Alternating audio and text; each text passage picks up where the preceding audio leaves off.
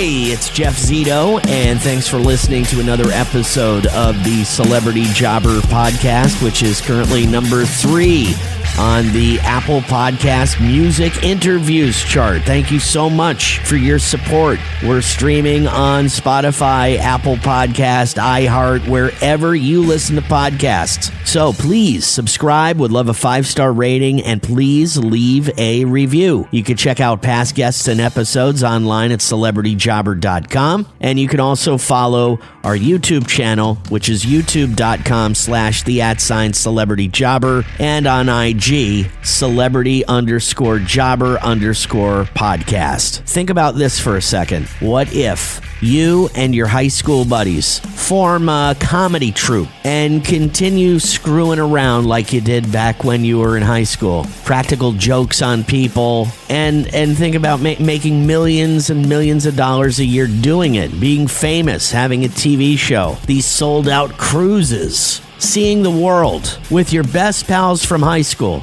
Well, my guest today is living that dream. And it wasn't an overnight success either. There's a lot of in-between stuff, which we're going to talk a lot about. Like what you do after college and the jobs you had before your big break. And what was that break? What was your first job? These are all the questions that I'm going to ask today's guest, the final member of the Tenderloins that I haven't spoke to yet. The Tenderloins, a comedy troupe from Staten Island, New York, and you know them best by their TV show on True TV and TBS, Impractical Jokers. Brian Quinn, James Murray, Joe Gatto, and the last one I haven't talked to yet, Impractical Jokers' Sal Vulcano is my guest this week on Celebrity Jobber. The Celebrity Jobber Podcast with Jeff Zito.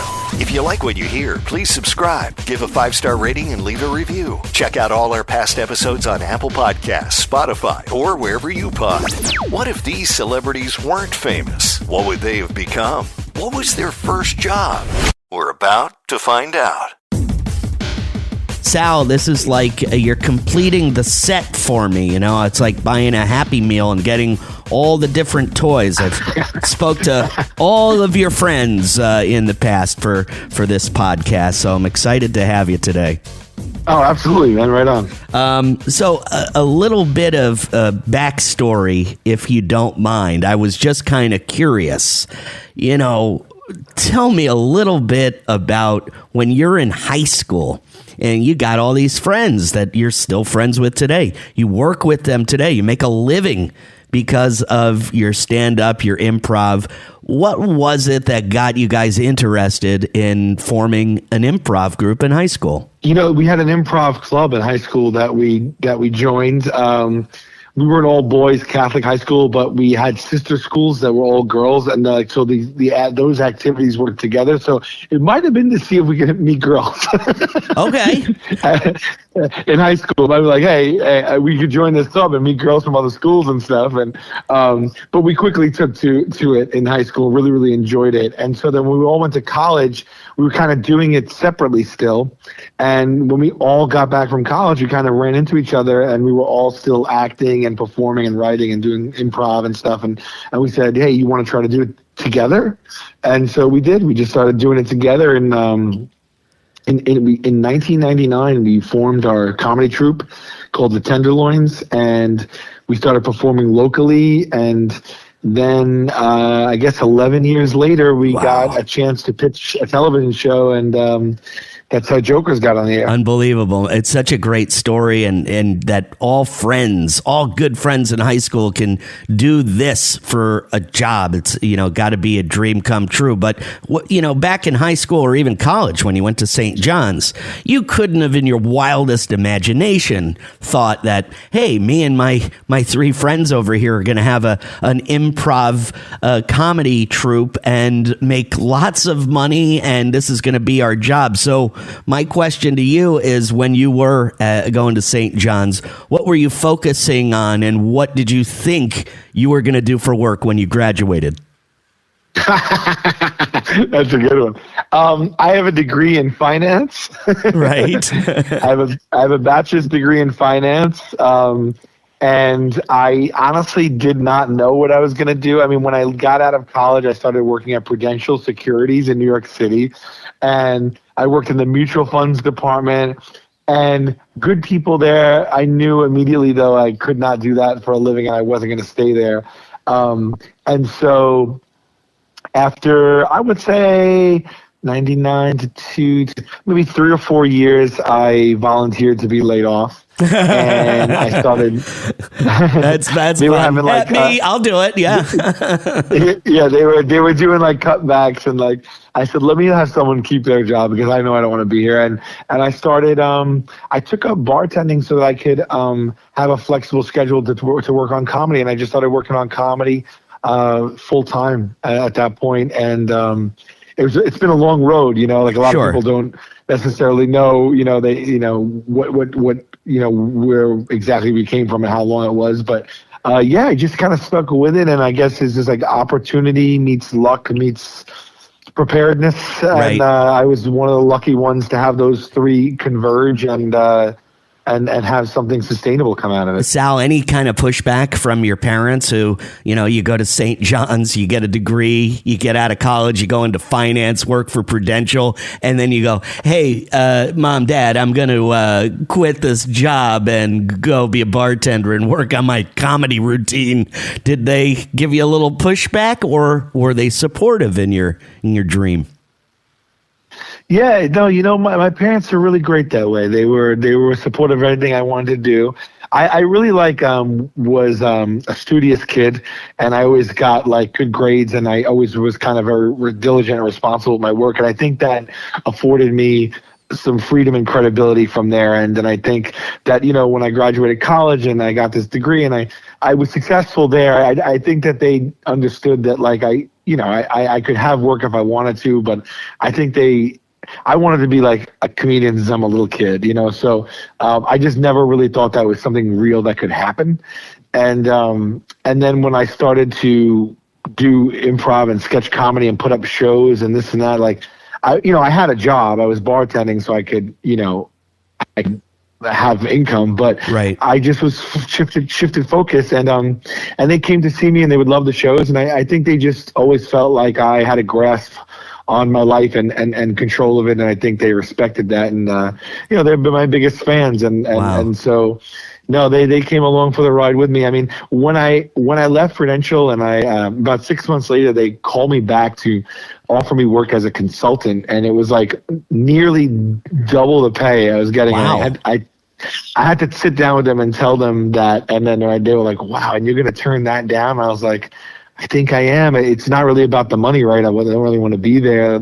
So no, they've always been really supportive. Wow, Sal, things would have gone so much differently in my house if I was you coming to, it would be unbelievable. So you're just the Celebrity Jobber Podcast with Jeff Zito.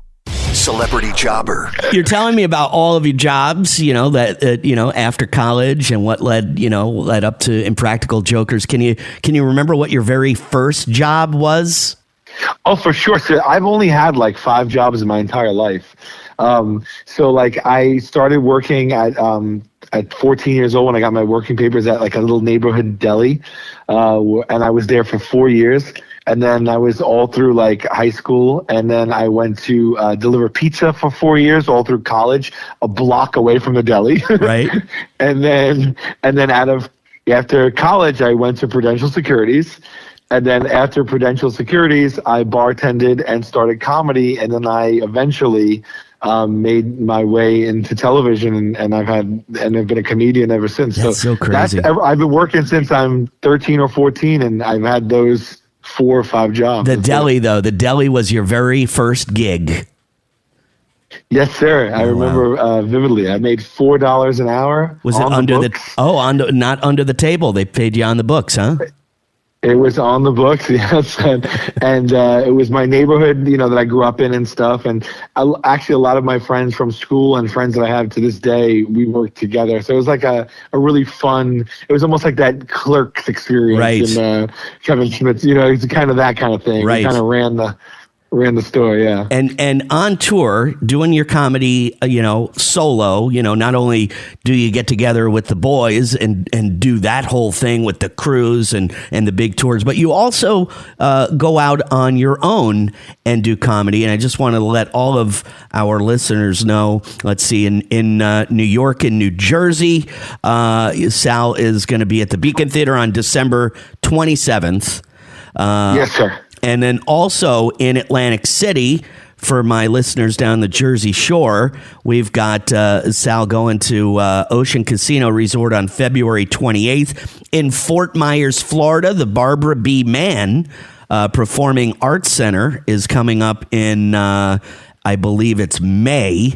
That would be May 17th for the Barbara B. Mann. And my listeners in Tampa, or Orlando would be the closest, over at Steinmetz Hall. That's January 11th. But SalVulcanoComedy.com is where you can get a list of all of Sal's tour dates. It seems like, Sal, you're the one guy in the group that has a little bit of a conscience. They could tell all of the other guys, you know what I mean? They could tell all the other guys to do something ridiculous, say something outrageous to somebody. You'll be like, nah, I'll take the loss. You won't do it. You seem like you have a little bit more of a conscience than the other guys. Either that or I'm just more of a scaredy cat. I definitely have been, I definitely lost the most episodes. That's well documented and told to my face by fans all the time. I find it, I like it though. It's like, oh, here's a good guy. Not to mention, you currently have a special on HBO Max running right now, don't you, Sal? Yes, my special, Terrified, my first time comedy special, was released on YouTube last year. Did very well, and then HBO Max picked it up. So right now it's streaming on HBO Max, called Terrified. If you haven't seen it, please check it out. I'm really, really proud of it. And the tour I'm doing now, it's called the Everything's Fine tour. I'll be doing it all the way through 26, and then I am going to film my second special based on this tour. So. Oh, great! Celebrity Jobber. The Celebrity Jobber Podcast with Jeff Zito. What do you think, Sal? Was there a moment that kind of like you thought changed your life forever? Like a big break, maybe, or just like something, whether it was the deal with Impractical Jokers, or do you just remember a phone call? Or I know you mentioned earlier, it wasn't an overnight success. You worked hard at this for many years, but was there a turning point and something that you can kind of take us back to and think about as being a moment in your life that stands out, changed everything for you? Yeah, I can actually. So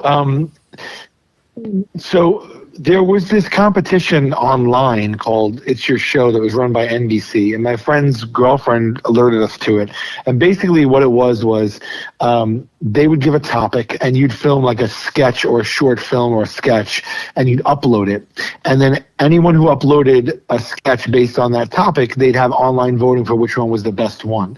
It was their way, I found out, of finding talent cheap. You could win $1,000 if your video $1,000. Thank you, guys. Right? Okay. Yeah. This was in 2007. Okay. And I also, so I was, pretty broke, and so we did this, and we won. And then it was every week, and so we did it again and again and again, and out of like maybe 25 or 30 weeks, we won 11 times. Oh, wow. And so we won $11,000. And then what happened was this was their way of finding talent for a television show. They had a pilot called It's Your Show, and they took the 5 best sketch comedy troupes that they found from that online competition, and they invited them to come on and all submit one piece of and battle against each other for a grand prize of $100,000. Oh. And it was like a very big, shiny studio show, like Deal or No Deal. Carson Daly hosted it. And they didn't have the comedy troops fly in, but they had an audience there voting, and they showed all of our sketches. And we made the pilot episode, and we won $100,000. Wow. After the $11,000, that we won online. And this pilot never aired. Okay, never made it to television, but legally we won and they paid us that money. And from that, the producers on that show introduced us to our agents, and that's how we got an agent. And then those agents got us pitch meetings later on, and this is how we pitched True TV. So if we didn't join that competition, I don't know really if how we would have broken in, but that's literally how we got representation, and that representation allowed us to get into meetings and pitch what eventually became Impractical Jokers. Wow. So just entering these little online silly little competitions, these little sketch competitions. It was that was crazy. it. That was the springboard. Celebrity Jobber, the Celebrity Jobber podcast with Jeff Zito. Sal Vulcano Comedy.com on tour across the country, and it was great talking to you, Sal. I really, really do appreciate it, man. And like I said, I was excited to complete the set. I was like, hey, I got all the jokers, man. This is perfect. So I'm a big fan, and you deserve it. The success, all of it, you deserve it. You guys are regular dudes, and it's great to see. It's great to see people that are friends, and it's so cool. It's such a cool thing. It's a great story. Well, I really can't say thank you enough. That's so kind of you, and I take it to heart. So I just thank you for taking the time to speak with me and help me out, and I really appreciate you. SalVulcanoComedy.com. Great, Sal. Thank you so much, man. Have a great day. You too. Thank you, bud. So I thought it was pretty funny that I said Sal's probably one of the only guys with a conscience, because he seems like the one, if they ask him to go up to a stranger and say something or do something outrageous, he'll just take the loss. And I was like, maybe you're like the only guy in the group with a conscience. He's like, that, or I'm a scaredy cat. I thought that was pretty funny. So he mentioned his big break. In high school, Sal formed a comedy troupe with 3 of his buddies, which he said he did to get girls, which I thought is funny, because usually when you're in high school, you'll either join a band or a sports team to get girls, not a comedy troupe.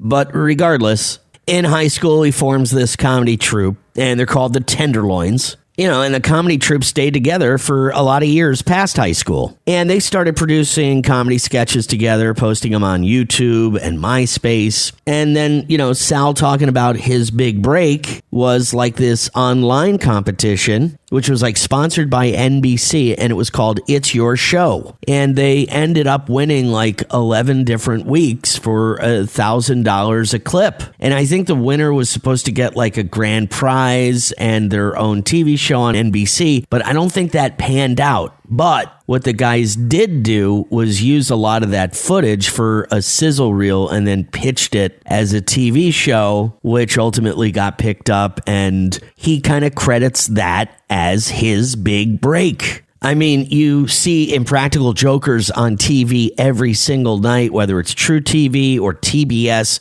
I mean, the show is really everywhere. I'm thinking to myself, okay, if I'm going to college at a prestigious school like St. John's University, and I come out with a degree in finance and I start selling, securities, mutual funds for Prudential, and then, after a few years, I say, this isn't for me. I'm going to quit this job, start bartending, and work on my comedy routine with my high school buddies. My father would have hit the roof. So to hear Sal tell me that story and say, like, his parents were very supportive and were very encouraging, I'm putting myself into that situation. And I know he laughed hysterically, but not a lot of people know Matt Zito, okay?